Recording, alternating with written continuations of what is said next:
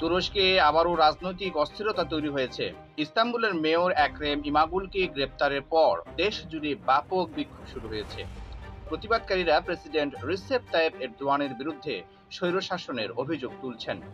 আন্তর্জাতিক মহলও এরদোয়ান সরকারের কঠোর সমালোচনা করেছে। তুরস্কে আসলে কি ঘটেছে, চলুন এ নিয়ে আমরা বিস্তারিত এখন জানব। গত সপ্তাহে ইস্তাম্বুলের মেয়র এক্রেম ইমাগুলকে গ্রেপ্তার করা হয়। তিনি দীর্ঘদিন ধরে এরদোয়ানের প্রধান রাজনৈতিক প্রতিপক্ষ হিসেবে পরিচিত। তার গ্রেপ্তারের পর হাজার হাজার মানুষ রাস্তায়। প্রতিবাদকারীরা বলছেন, এরদোয়ান বিরোধীদের দমন করতেই এমন ব্যবস্থা নিয়েছেন।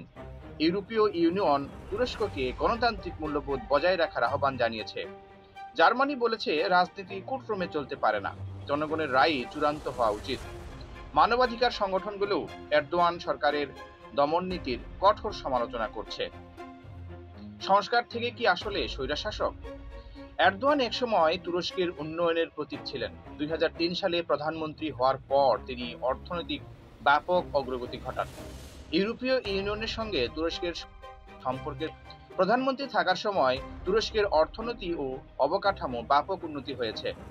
ইইউতে যোগদানের জন্য আইনি সংস্কার প্রক্রিয়া শুরু হয় এবং তুরস্কের মধ্যবিত্ত শ্রেণী দ্রুত বৃদ্ধি পেতে থাকে। কিন্তু সময়ের সঙ্গে সঙ্গে তিনি বিরোধীদের উপর ব্যাপক কঠোর দমন নীতি শুরু। তাহলে এরদোয়ানের ভবিষ্যৎ কি?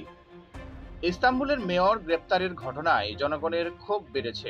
বিশ্লেষকরা বলছেন, এরদোয়ান তার পুরো প্রশাসনকে ব্যবহার করে বিরোধীদের দমন করছেন। তবে জনগণের ক্ষোভ তাকে চ্যালেঞ্জের মুখে ফেলেছে। এরদোয়ান এখন সম্পূর্ণভাবে তার পার্টির উপর নির্ভরশীল এবং বিচার ব্যবস্থাকেও রাজনৈতিক স্বার্থে ব্যবহার করছেন তিনি। কিন্তু দীর্ঘমেয়াদে এই কঠোরতা তার জনপ্রিয়তার জন্য হুমকি হয়ে দাঁড়াতে পারে, বিশেষ করে যদি অর্থনৈতিক সংকট আরও প্রকট হয় এবং জনগণের মধ্যে অসন্তোষ বৃদ্ধি পায়।